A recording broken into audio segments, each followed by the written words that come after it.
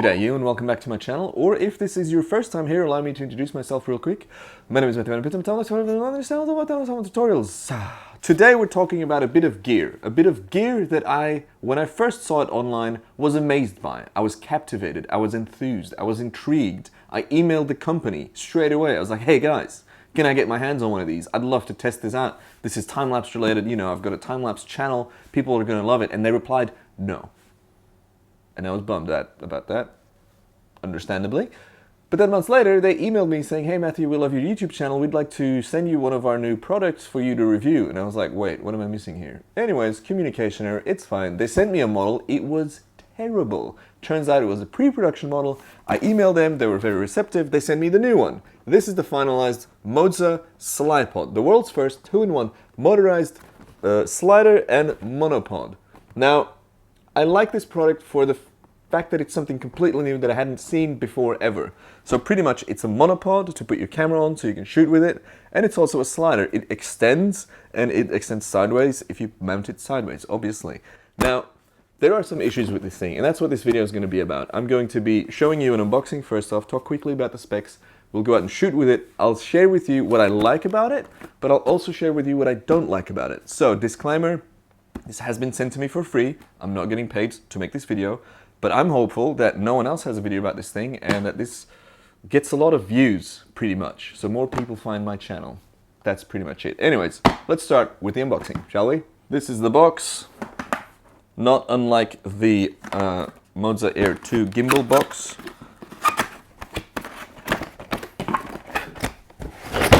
Jesus, oh my god. That could have been so bad. I almost smashed my coffee. Whoops. All over my table and stuff. This is the carry case. As you can see, it is a nice carry case. It's got these strap loops here, but I didn't seem to get a strap, which is fine. Open it up and ta-da! Is that in focus? I don't even know if it's on the screen. What is in this box? We have a USB to USB-C charging cable. We have a quick start guide. We have some sort of quick release mounting thing. Tripod legs. A quick release camera mounting pivot ball head. A wooden hand grip. And then we have the actual Sly Pod. There it is. Quite a nice balance to it. It feels really sturdy. It feels solid. Ooh, that lights up. It's got a little 1/4 inch. Is it a 1/4 inch or 3/8? I don't know what it is. It's got a little screw here at the bottom. It's got a button here and a plus and a minus and a USB-C port. A rubber grip at the bottom. This feels like carbon fiber. And over here we have some aluminum. We've got the quick release mounting thing at the top, and then we have 2 mounting screw points here right at the end. So I assume when you put a camera here, it'll be all nice and well balanced. So let's go over the specs real quick, shall we? The Sly Pod weighs 750 grams. It can carry 9 kilograms vertically or 4 kilograms horizontally. The extension length, is that even a word, is 28 centimeters or about 11 inches. The Sly Pod is weatherproofed. It features a USB-C port. It has an adjustable lighting ring. Features a power button and a plus and a minus button for manual operations. And it pairs with the Moza Master smartphone app. Here's what I like about the Sly Pod. It's something brand new. I have never seen anything like it before. I've got a ton of time-lapse gear, I've got sliders, I've got gimbals, I've got drones, you know, you can do time-lapse as well as this. I've never seen something that does this, and it's just nice and refreshing to see a new product on the market. I'm very impressed with how strong it is, or how powerful it is. The 9 kilograms vertical and 4 kilograms horizontal is really quite impressive. It's cool that it's got built-in shoot, move, shoot time-lapse. Now the idea for shoot, move, shoot is instead of the thing moving constantly and your camera clicking away along that path, it'll move the camera into its position. The camera will shoot its exposure, probably a half-second exposure, which is what I usually use. Once that's done, it moves to the next bit, the next position, shoots again, then it moves to the next position, shoots again. So shoot, move, shoot.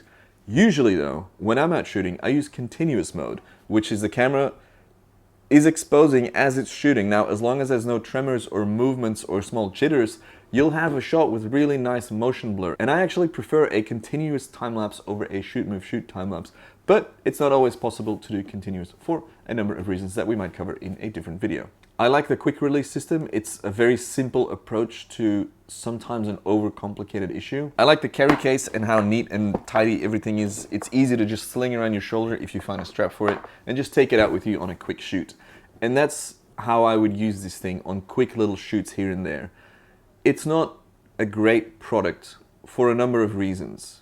It's too short to be an actual monopod, and it doesn't have a proper video ball head to be a video monopod either. So you're kind of stuck with a pod that is too short for normal eye-level operations and too long at its minimum for anything else really. And then in time-lapse mode, it's got the shoot, move, shoot thing, but this was kind of out of sync, and I had to play around with the settings to make sure that the slider or the Sly Pod didn't start moving when my photo was still being taken.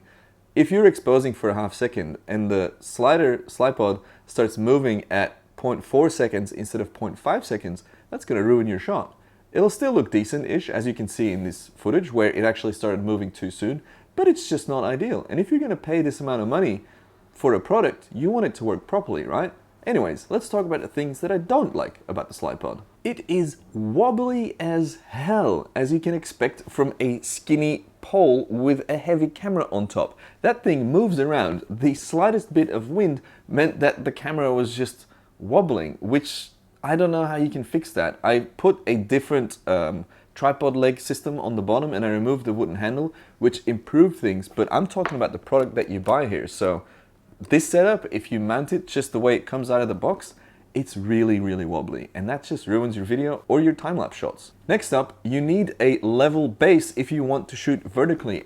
Not all surfaces are completely level. I was out in the street and the first shot I did, the thing was kind of leaning like that, and I tried to mount the camera straight, but then it's still kind of moving sideways and then becomes totally off balance, and then it might flip over and ruin your camera and your lens.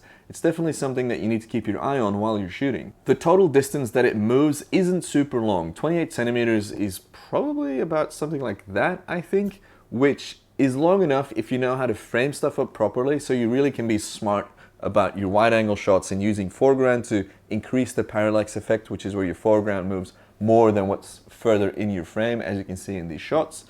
But yeah, I wish it moved a little bit further out, but I get why, because you're gonna hit that point where it just becomes super unstable, and probably if you extend it too much, it'll just snap off. I don't know. It's a complicated product. For such a niche device, it's really quite expensive. I saw it on Amazon just now for £499. I'm pretty sure it sells for $500 in the US as well, and that's a lot of money for a slider that's not really great at being a slider, and for a monopod that isn't really good at being a monopod. So I'm kind of, you know, I'm sure it's got some specific uses, but I haven't figured out what that usage is. If you think of a thing where you can only use this for that shot, I'd love to hear from you. I haven't gotten there yet. The smartphone app needs better language. It's quite confusing. It's also a little bit buggy. It disconnects quite frequently. That being said, once you put in your settings, they get loaded into the machine and it just keeps shooting until you reconnect, and you will get disconnected from it, trust me. But then when you set up a new shot, you have to reset all of your settings. So it doesn't remember that I'm shooting at 25 frames. It didn't remember my shutter speed or any of that stuff, my intervals. And that's just a little bit, I'm like, you know, just save it from last time. So yeah, the smartphone app has some options, but it's not great either. Because of the small mounting bit where you mount it on your tripod and the extension and the weight difference, you need a really, really strong tripod. I don't have a lot of tripods that actually properly supported this thing. I had to dismount my video tripod that I'm shooting on now because it's got a bigger ball head and a vertical or a flat surface on which I could mount it. Any other tripod, you might actually break the head that's on there, or it's just gonna slowly shift out of its locked position because it's just a massive lever. It's just a big weight on an extended pole that kind of drags it all down. And then that also brings the risk with it that everything's gonna fall over. So be very careful when you're setting this thing up. Moza sent this to me with a couple of cables because you need to trigger your camera to shoot from the bottom of the pole. So it's got this USB-C plug that goes into the Sly Pod. It's got a USB-C input for, I assume, a battery so you can charge it while you're shooting. And then it's got this universal jack mounting port, a female one, and then it ships with, or at least mine shipped with this 60 or Canon 5D style plug that goes in here. So that goes into my 6D Mark II. And then I also got, I don't have it here, the other option that can go into my Panasonic S1 or in a 600D camera, for example. So make sure when you get this that you get the right cable, because I'd be pretty bummed if I get this whole kit and I can't use it because I got the wrong cable. The way I would use this is if I'm low on weight and space or luggage and I need something to enable some movement with cameras, but I can't bring something bigger because a actual slider rig will be better at the slider rig bits. I probably end up using this a lot with GoPros or even mounting my smartphone on there for a quick and dirty time lapse. If you want to mount a camera on there, you need more gear, and then by the time you're bringing all that extra gear, you might as well bring an actual proper time lapse slider setup.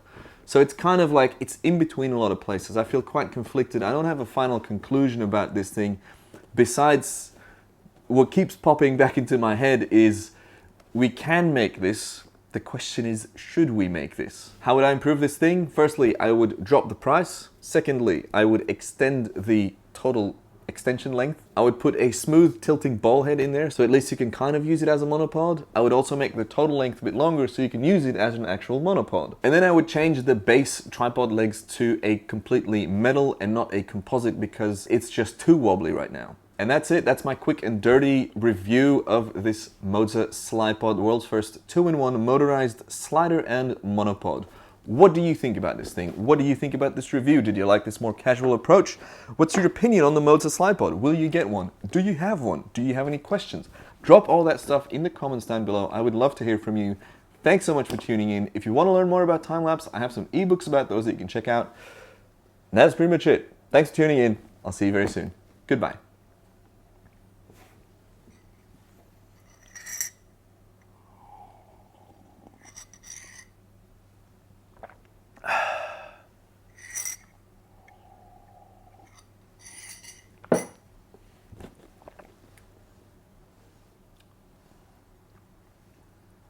Do you like my hat?